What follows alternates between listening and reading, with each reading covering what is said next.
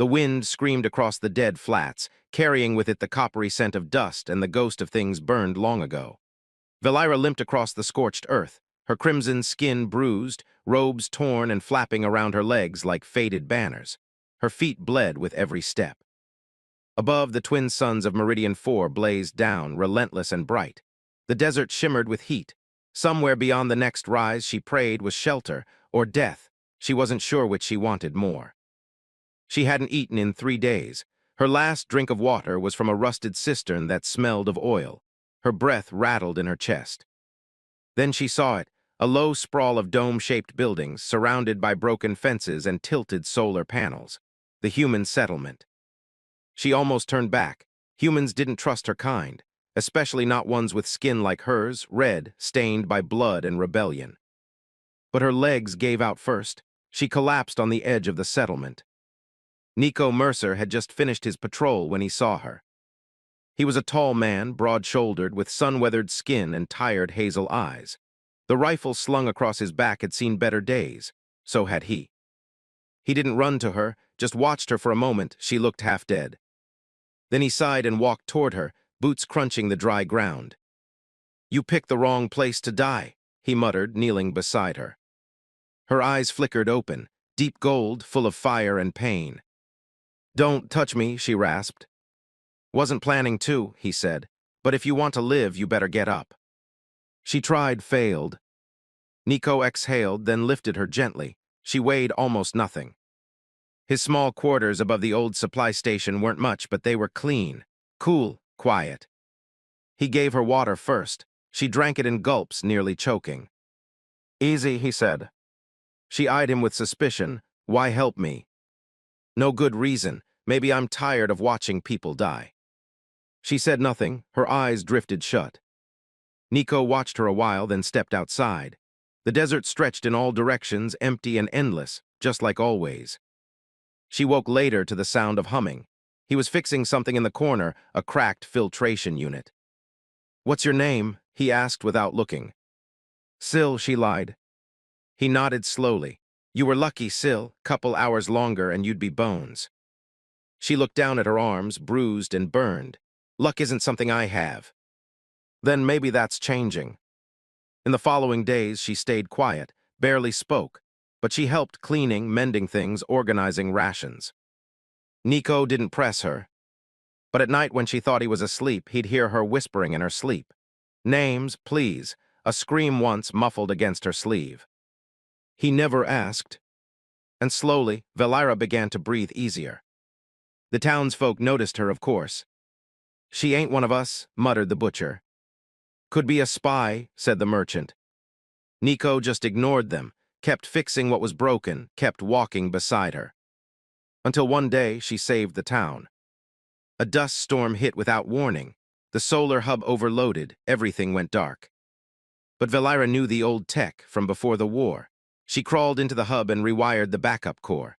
When the lights returned, people stared at her differently. Nico watched her from the shadows, his expression unreadable. "You didn't have to do that," he said later. She shrugged. "Maybe I'm tired of watching people suffer." He smiled just a little. "Guess that makes 2 of us." And for the first time in years, she felt something flicker inside her. Hope. The night air on Meridian 4 was cold, sharp enough to sting the lungs. Under the fractured glow of the twin moons, Valira stood alone on the roof of the supply station, arms wrapped around herself. Her red skin shimmered faintly in the pale light. She didn't sleep much anymore. Every time she closed her eyes, the old memories came. Fires running through the ruins, screams of those who had followed her. Betrayal sealed in the eyes of counselors she had once called kin. She had believed in change, she had fought for it, and it had burned her alive. "You okay up there?" Nico's voice rose softly from the hatch below. "Just watching the moons," she said. He stepped out beside her, a blanket draped over one shoulder. "They say if you look long enough you can see the fault lines, where the gravity tore them apart." She nodded. "I used to believe they cried for the dead." He didn't answer right away, just handed her the blanket and leaned against the rail. "Do you have family?" she asked quietly. He shrugged. "Once, not anymore." "I'm sorry." Me too. Silence lingered between them, but it wasn't uncomfortable. As the days passed, Valira regained some of her strength. Her steps steadied, her voice returned. She still avoided the marketplace. Too many stares, too many whispers. But she helped Nico with repairs, ration sorting, even water delivery.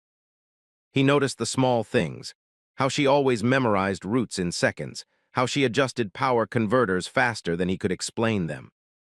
"You ever work in tech before?" he asked one afternoon. She hesitated. "Long ago, I learned things before the war." He gave her a look but didn't pry. Tensions in the town were rising. Some blamed Valira for the sudden food shortages. Others murmured that the storm had been unnatural. A patrolman named Harrow approached Nico at the gate one evening. "She needs to go. We don't know what she is." "She's not a threat," Nico replied calmly. "You sure about that? You willing to bet lives on it?" Nico said nothing, just turned and walked away. Inside, Valira was waiting. "They want me gone," she said. "Some of them, not all. They fear what they don't understand. Then maybe they should start understanding." She smiled, a small, sad thing. 3 nights later, the entire water grid failed. Pipes burst, storage cracked, filtration systems choked. The settlement fell into panic. But Valira moved like someone who had lived through worse. She slipped into the underworks, ignored the shouts behind her, and found the main junction. Her fingers moved with practiced ease, recalibrating circuits, bypassing corroded valves. She knew the tech better than the engineers did. An hour later, the pumps hummed to life. People cheered. She climbed back out, covered in grime. Nico handed her a cloth. "You didn't have to fix it," he said. "I wanted to.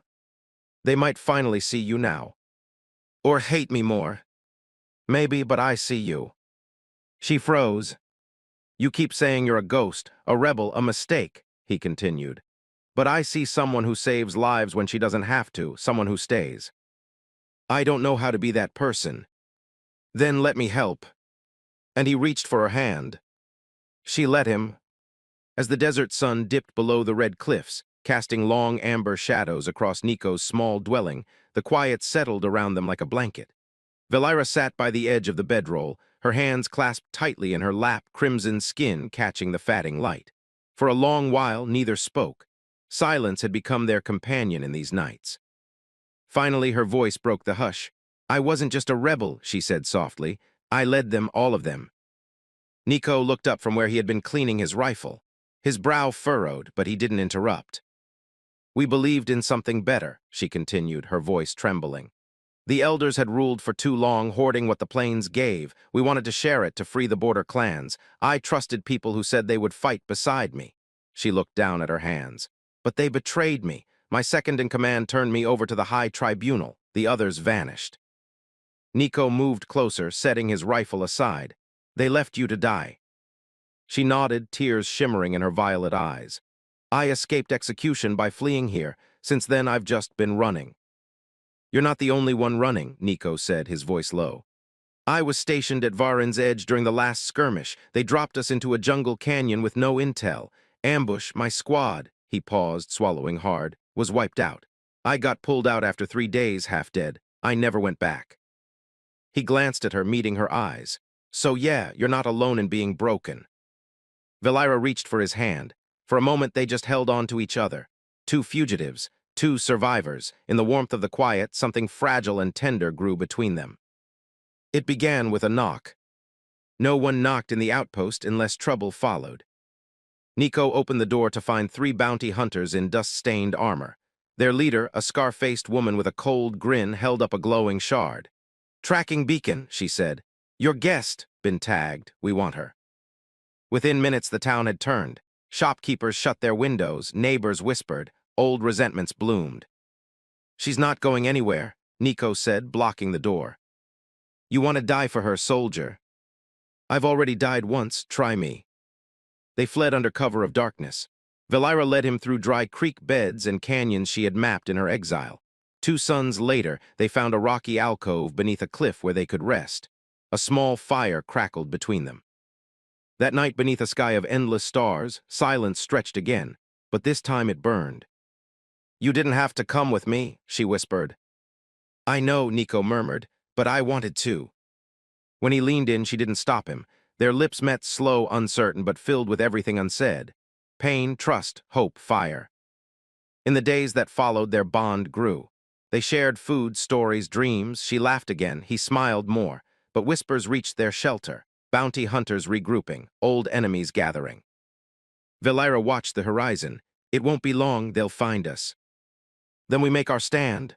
Nico sighed, "The sky doesn't end here." It came at dawn. Dust clouds rose on the horizon. The hunters had found them. Valera turned to Nico. "If I surrender, they might let you live." "Don't even think it," he snapped. "You're not alone anymore." But before they could act, figures emerged from behind the rocks, two townspeople. Old Lyris, the healer, and Tenon, the scrapper boy. "We're not letting them take her," Lyris said. "Not after what you did for our sick last winter." More came, a handful, but enough to stall the bounty hunters. As the skirmish began, Valera closed her eyes. She hadn't used the gift since the rebellion. Her people called it Thasvin, the heart's flame. Energy flared in her hands, ancient and red gold. When she struck, it was like the sky cracked open. In the end, they stood victorious, bruised, bloodied, but alive. Nico and Valera stood at the edge of the desert. "Where to?" he asked. "Away from here," she said. "Someplace we can write new stories." He reached for her hand. Together they walked forward into the endless horizon where sky met sand. Hope burned like a sunrise behind them.